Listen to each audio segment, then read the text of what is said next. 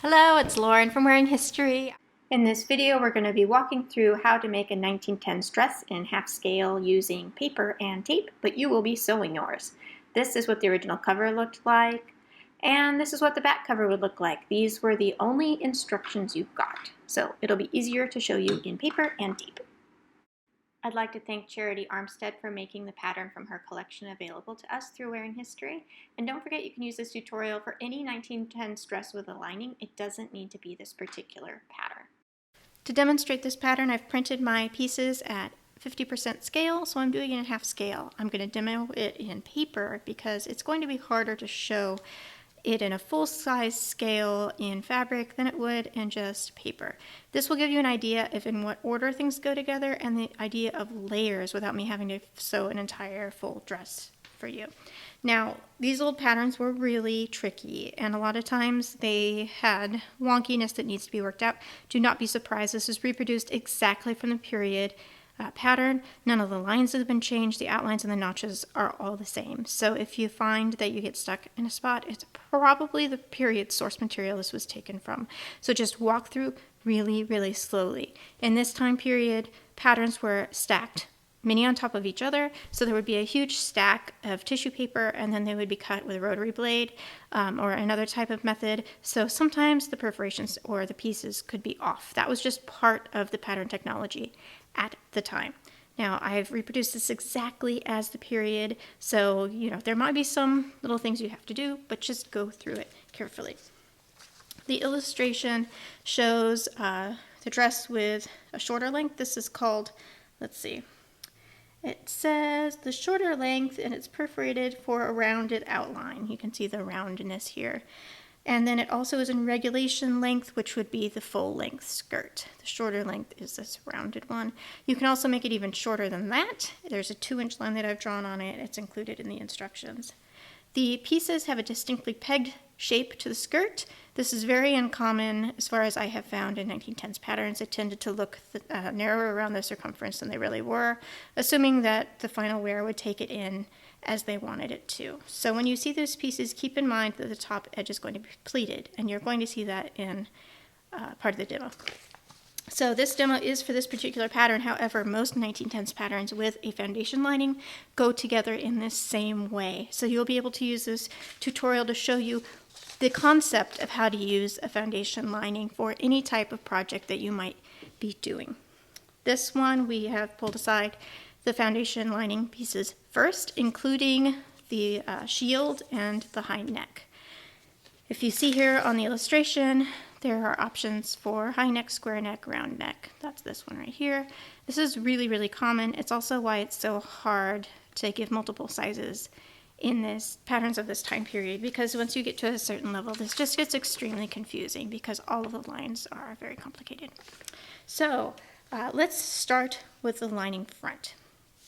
What I'm going to be doing is trimming away my seam allowance on one side and attaching it to the other with tape. Of course, you're going to be stitching that. Keep in mind that the shoulder seams and the side seams on the foundation lining are 1 inch, and the rest of the seam allowances are 3/8 of an inch. This is extremely common in this time period. A lot of times the lining will have a wider seam allowance than the outer blouse, and that is what we have in this pattern as well. The reason being that you would fit your foundation lining first and then see what changes you needed to make to your outer pattern pieces. So if you find that you need to take this in, you'll have to take it in on the outer blouse. If you find you have to let it out, then you'll have to add to the outer blouse seam allowance. The first thing we're going to do is to make these darts. On your page, I've written in bold italic what the original instructions were, and then I add the supplementary ones underneath that to help you. But it's a little bit challenging to understand, so here I'm just going to tape together my darts to show you the approximate shape that they would have. It's going to get a little bit tricky because obviously paper doesn't have as much ease as fabric does. And I want you to notice this line here. This is the raised waistline. In the 1910s, the fashionable waistline was about 2 inches above the natural waist. So the lining will extend all the way to your natural waistline, and the blouse and the skirt will match to the higher waistline. I see this in original period garments as well, where the lining reaches all the way to the waist, but the fashionable outer layer only hits at the high waistline. Okay. So there is our approximate shape, and you can notice in this time period it had a lower bust point than what we're used to today. I'm not sure if you can tell. That was really common because the corsets didn't offer much bust support. Turn the hem at the notches. So that is talking about the center front hem. We're going to just fold it under. You are going to want to hem it, so you'll want to turn under your 3/8 seam allowance, fold at the line given on the pattern, and then hem it to place. Then you're going to want to finish that with hooks and eyes. It's going to fasten exactly up center front, but at edges to edges. That is what they would have done in the time period, and your shield will cover that joint. So then it will be like this. This is how it's going to fasten. And the curved front line is something that you see in Victorian and Edwardian patterns, and it's normal. They needed to shape over the bust point. In later patterns, 30s and 40s, you see that you get a straight line for the bust at the center front. That's not a thing in earlier patterns. Now our instructions say to adjust the shield on the right front. So what that means is you're going to hem this bottom edge. You can use seam binding, you can turn it under and hem it, you can do however you want to do. But basically we're going to be matching the center front of the shield with the center front of the lining. It's only going to be on the one side. So you can baste this to place, matching those center front edges when you're doing this in your fabric. Because I'm using tape, I am just going to tape it in place. And this will only go on half of the pattern. Of course, if you're doing a different neckline, you have your markings for that. So if you were going to do the square neckline, it would just come straight across here. And if you're going to do the rounded neckline, you would cut it away here. But for this demo, I'm showing the high neck because that's the most complicated one to make. This is left free. Now the idea is that when you hook and eye this together, this will come across and hook and eye or snap into place. So this is how you get into the blouse, okay? Like this. Hooks and eyes and snaps go on this edge here. The next thing we do is do the center back seam. So you will stitch that 3/8 of an inch. I've cut half of the seam allowance away and I'm just taping it into place. Okay, and after that, then we're going to do the side pieces.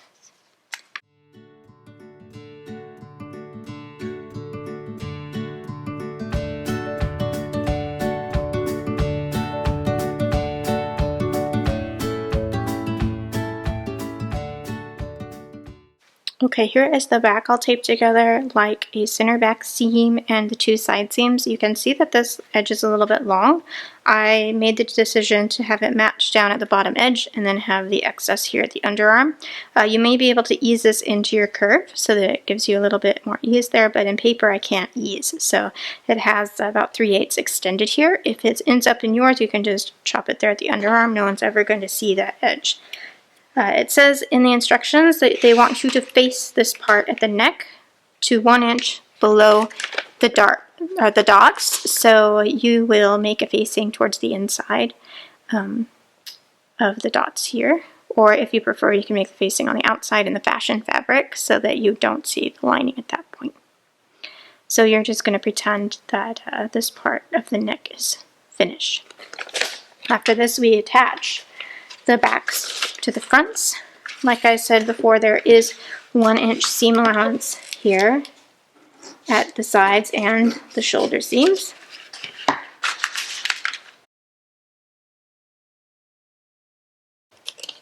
Essentially, these foundation waists would make it so it was fit to your corseted form.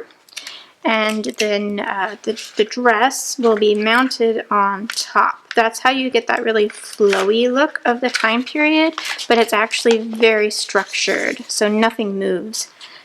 Sometimes if you don't do this and you try to build a drapey dress without having a foundation piece, you'll notice that all of your gathers and your tucks move on you. That's because they were originally basted artistically to place on the lining.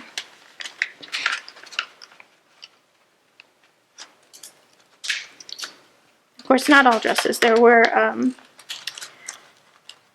lingerie dresses or lawn dresses that were a single layer of fabric and didn't have foundation linings, but something of silk, something of wool. A lot more, the fancier dresses were built on a foundation lining. Okay, so the side seams are together. Now let's put the shoulder seams together.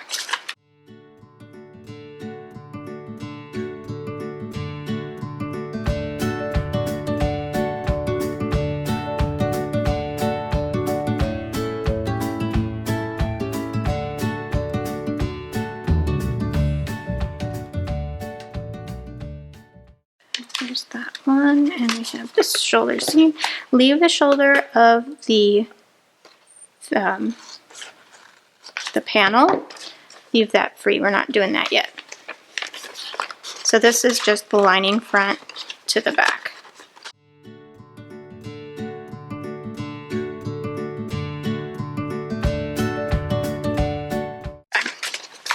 So now you see how the lining panel here goes right up to there, and the shoulder line should meet at the actual shoulder line of the foundation line. Okay, now is the tricky part with the collar. So we need the high collar piece, the standing collar. These notches match to the notches here. The center front matches to center front there. We're going to stitch it all the way around to the back on this side first, and that will attach to the entire bodice. So you'll probably want to finish your top edges and your back edges before you start doing this. You can do a tiny rolled hem. You can face it with something that's like semi-sheer, anything like that. Of course, I'm cutting my seam allowance away, and you will not be cutting your seam allowance away on yours. Do not cut your seam allowance away. This is just for taping it together. Actually, I need to attach this, so I'm going to pretend that this whole collar is finished. Let's just pretend that I have flipped my collar after I've faced it with something. Now this is going to get tricky because it's a curve and my tape is big. You're going to match center front.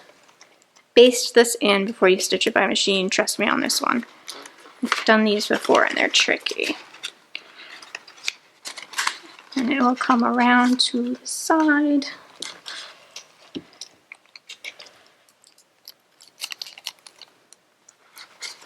And then it will come around to the back, and it should match around center back. I'm a little bit off. It's probably my taping. There you go. And you can actually have a bit of an extension here if you want. I left that like that on purpose. This I'm going to turn under. So this all would be stitched by machine now. This half of the collar will be stitched by machine. So the way you're going to get into it is going to be at center back. So the next thing that we do is we're going to stitch this to the foundation lining here.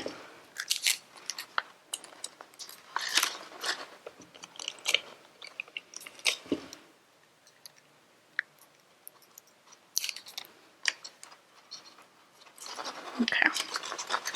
So you'll have more of a collar extension at back.